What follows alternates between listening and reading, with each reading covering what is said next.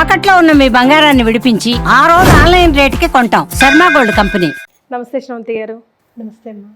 శ్రవంతి గారు, ఇంట్లో మన పెద్దవాళ్ళు కొన్నిసార్లు ఏ జన్మలో ఏ పాపం చేసుకున్నామో ఇలా జరుగుతుంది, ఇది కలిసి రావట్లేదు ఏంటి అని బాగా హార్డ్ సిచ్యువేషన్స్లో అంటూ ఉండడం మనం చూస్తూ ఉంటాం. అండ్ మోరోవర్ ఇప్పటికే అది యాక్సెప్ట్ చేస్తాం కూడా, ఏ జన్మలో ఏదైనా తప్పు చేస్తే తెలిసి తెలియకైనా అది క్యారీ ఫార్వర్డ్ అవుతూ ఉంది అని. కానీ అప్పుడు మనం ఏం చేసామో మనకు తెలియదు కదా. ఇప్పుడు ఒకవేళ ఆలోచించి సారీ ఫీల్ అవుతున్నాము అని అంటే okay, so somebody has to excuse కదా. సో ఆ ఎక్స్క్యూజ్ని మనం కోరడం ఎలా అంటే, ఆ కర్మని ఇక్కడితో ఫినిష్ చేసి పుణ్యం ఏదైనా అట్లీస్ట్ ఈ జన్మలో సంపాదించుకుంటే వచ్చే జన్మలో అయినా బాగుంటామేమో అన్న ఆశతో ఉండడానికి మనం ఏం చేయాలంటారు ఈ జన్మలో? నువ్వు దత్తాత్రేయ స్వామి వారిని ఆశ్రయించండి. ఎందుకు అని అంటే కనుక భగవంతుడే మన కోసమే ఆ బ్రహ్మ విష్ణు మహేశ్వరుని ఏకరూపంగా తీసుకొని దత్తాత్రేయ స్వామిగా అవతరించారు అనేది మనం గుర్తుపెట్టుకోవాలి. మీరు చూస్తే కనుక దత్తాత్రేయ స్వామి వారి స్వరూపం చూస్తే కనుక వెనకాల ఆవు ఉంటుంది. అంటే అంటే భూమికి సంకేతం ఆవు అని అనుకోవచ్చు. అలాగే పాము ఉంటుంది, అంటే కాలానికి సంకేతం పాము అని చెప్పుకోవచ్చు. అలాగే 4 కుక్కలు ఉంటాయి, అవి వేదాలకి సంబంధించినవి అని మనకు అందరికీ తెలిసిన విషయమే. అయితే స్వామివారు ఏంటి అని అంటే ఎలాంటి పాపాన్నైనా కూడా ఆయన సమూలంగా హరింపజేస్తారు, నాశనం చేస్తారు అనేది గుర్తుపెట్టుకోవాలి మనం. అయితే ఇంకా స్వామివారు ఏంటి అని అంటే గురుస్వరూపంగా భావించి మనం ఎప్పుడైతే పూజ చేస్తూ ఉంటామో ఆ స్వామివారు ఎట్లా అంటే మనకి ఏం కావాలి అనేది కరెక్ట్గా అదే ఇస్తారనమాట. నాకు ఆశ్చర్యంగా అనిపిస్తుంది అసలు వింటూ ఉంటే. అంటే భక్తులు కూడా వచ్చి అనుభవం చెప్తూ ఉంటారు కదా, వాళ్ళ కోసం దండం పెట్టుకుంటాను కదా, ఇలా స్వామికి వచ్చి చూడండి అని చెప్పి నేను కూడా దండం పెట్టుకుంటాను ఒక్కొక్కసారి. వాళ్ళ పని అయినప్పుడు ఎలా అయింది అని, మీకు పని ఎలా అయిందండి అని అడిగితే వాళ్ళు చెప్తుంటే నేను అవాక్ అయిపోతాను అనమాట. ఇలా కూడా చేస్తారా స్వామి అని చెప్పి. కాబట్టి తప్పకుండా మీరు దండం పెట్టుకోండి దత్తాత్రేయ స్వామికి అని చెప్పచ్చు. నాతో పాటు ఒక 100 మెంబర్స్ వచ్చారు దత్తాత్రేయ స్వామి గాణగాపురంకి. ఆల్మోస్ట్ ఒక 120 మెంబర్స్ వరకు వెళ్ళాము. వెళ్తే అక్కడ ఒక ఆవిడ ఉన్నారనమాట. ఆవిడ చాలా బాధపడిపోతున్నారు. ఆవిడ బాధ వర్ణనాతీతము. అసలు భారీ అంటే ఎంత ఏడుస్తున్నారంటే అసలు నాకు ఆశ్చర్యము. భగవంతుడిని నమ్మి ఇక్కడ దాకా వచ్చారు. ఆవిడ ఎప్పుడు కుర్వపురం వెళ్తూ ఉండేవారు కానీ గాణగాపురం రాలా, మనతో పాటే వచ్చారనమాట. ఆవిడకి అప్పుడే కుదిరింది రావడానికి. అయితే నాకు ఇట్లా చాలా బాధగా ఉంది అని చెప్పి చెప్తూ ఉంటే స్వామివారి మెట్లు ఉంటాయి అనమాట దర్శనం చేసుకోవడానికి. ఆ మెట్ల దగ్గర నేను నుంచొని, స్వామి ఈవిడ బాధ మాత్రం తీర్చాలి, నాకు తెలియదు, మీరు ఉన్నారు అండ అని చెప్పి నేను చెప్పేశాను. ఆయన ఉన్నారు కదా, ఆయనకు దండం పెట్టుకోండి, మీరు బాధపడకండి అని చెప్పాను నేను. మీరు ఉన్నారని నేనైతే చెప్పాను, ఇక మీరే బాధ్యత. ఇంకా ఎలా ఆవిడ బాధ తీరకపోతే అంత నమ్మి వచ్చింది ఆవిడ అని చెప్పి నేను దండం పెట్టుకున్నా. సరే వెళ్ళిపోయాం, దర్శనం చేసుకున్నాం, ఎవరింటికి వాళ్ళకి వచ్చేసాం, అయిపోయింది. నేను ప్రతి నెల గాణగాపురం వెళ్తాను. అయితే ఒక 2 months అయిన తర్వాత నేను గాణగాపురంకి వెళ్ళినప్పుడు ఆ మెట్లు దిగేటప్పుడు ఎక్కడైతే మనం చూస్తూ ఉంటామో సడన్గా ఆవిడ గుర్తుకొచ్చింది నాకు. ఆవిడ గుర్తుకొచ్చింది. ఈ లోపల మా వారేమో ఒక చిన్న పాపని ముద్దాడారనమాట. అయితే అందరూ ముద్దాడుతున్నారు ఆ పాపని. నాకు అనిపించింది ఇది కదా ఇట్లా కల్మషం లేని మనసు ఉంటే అందరికి ముద్దొస్తాం అనమాట. అట్లా పాప తీసుకొని ముద్దు పెట్టుకుంటున్నాను అందరు ఇట్లా ఇట్లా అని అనుకుంటున్నాను. ఈ లోపల సడన్గా ఈవిడ ఎందుకో గుర్తుకొచ్చారు. ఏమైందో ఏంటో పాపం అని చెప్పి ఆవిడ ఇలా తిరుగుతున్నాను, నా ఎదురుగుండానే ఆవిడ ఉన్నారు. ఆ లైన్లో.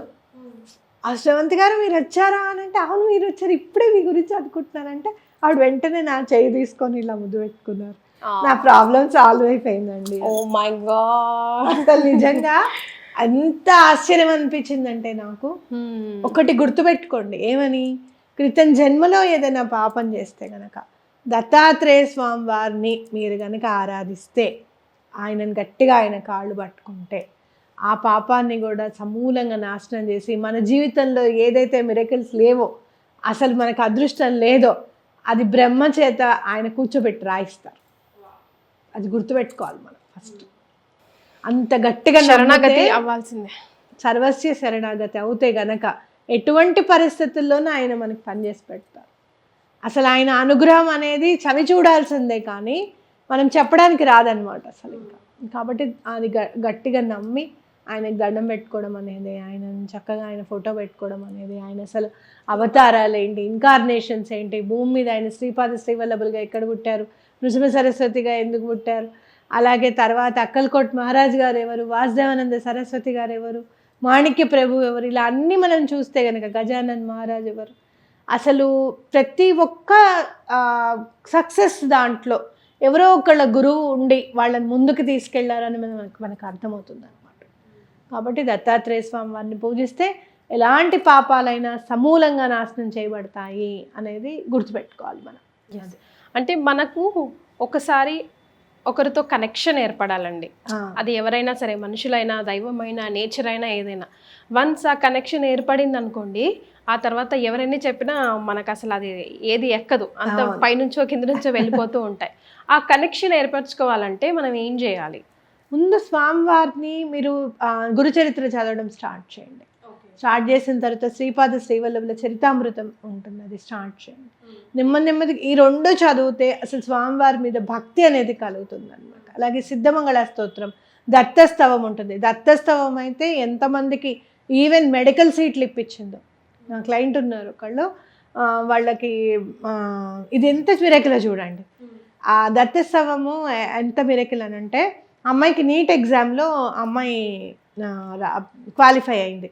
వాళ్ళు చాలా కొంచెం ఇబ్బంది పడుతున్న వాళ్ళు, చాలా చిన్న ఫోన్ ఉంది వాళ్ళ దగ్గర, మెసేజ్ వాళ్ళ నాన్నగారు చూసుకోలేదు, కౌన్సిలింగ్కి రమ్మని చెప్పి ఈ అమ్మాయి వెళ్ళలేదు. సో సీట్ లేదని చెప్పడము అలా జరిగితే వాళ్ళు కోర్టులో కేసేసారనమాట. అప్పుడు కోర్టులో కేసేసిన తర్వాత అమ్మాయి నాకు కాల్ చేస్తే నేను అన్నాను, దత్తాత్రేయ స్వామిని నమ్ముకోమంటే, ఏమండి నేను దత్త ప్రదక్షిణ కూడా చేశాను అన్నది. దత్త ప్రదక్షిణ చాలా కష్టతరమైన ప్రక్రియ.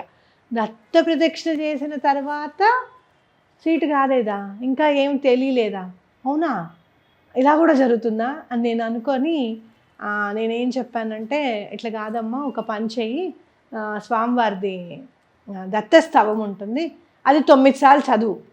అది జయలాభాధికార దత్తస్తవము అని నాకు తెలుసు, అంటే జయము లాభము 2 ఉంటాయి కాబట్టి ఇది చదువు 9 సార్లు అని చెప్పి అమ్మాయికి చెప్పడం జరిగిందనమాట. అమ్మాయి వెంటనే 3 డేస్లో నాకు ఫోన్ చేసింది, ఏమండి కోర్టులో ఇమీడియట్గా నా ఫైల్ బెంచ్ మీదకి వెళ్ళిపోయింది, నేను ఇది స్టార్ట్ చేయగానే నాకు సీట్ వచ్చేసింది, మెడికల్ సీట్. అమ్మాయి ఇప్పుడు 2nd ఇయర్ అనుకుంటా. అసలు చూడండి, అదేమిటి దత్త ప్రదక్షిణ చేసిన తర్వాత రాకపోవడం ఏంటి అని అంటే, స్వామివారు జయలాభాధికార దత్తస్తవం అంటే ఏంటంటే, దాంట్లో మీకు అంతా వస్తుందన్నమాట. స్మతృగామి సనోవతు అని నన్ను వస్తుంది. స్మరణ చేసినంత మాత్రమే సంతుష్టుడు ఆయన, ఇంకా స్మరణతోనే పని అయిపోతుంది అనమాట. అది చదవాలి, ఆ అమ్మాయి కర్మ పరిపక్వం అవ్వాలి అని చెప్పి ఆ అమ్మాయి మన దగ్గరికి రావడము, నేమ్ కరెక్షన్ కూడా అమ్మాయికి చేయడం జరిగింది, సిగ్నేచర్ కరెక్షన్ కూడా చేయడం జరిగింది, అలాగే దత్తస్తవం చేయమనడం కూడా జరిగింది. కాబట్టి ఏదైతే ప్రాబ్లం ఉందో ఆ ప్రాబ్లమ్ని స్వామివారు తీసి ఆ అమ్మాయికి సీట్ ఆ అమ్మాయికి ఇప్పించారనమాట. ఇది మిరకిల్ కాదు మరి, గూస్ బంప్స్ వస్తున్నాయి. కాబట్టి అలా దండం పెట్టుకుంటే తప్పకుండా స్వామివారు చేస్తారని తప్పకుండా గుర్తుపెట్టుకోండి. Right, thank you so much అండి ఫర్ జాయినింగ్ us. నమస్తే.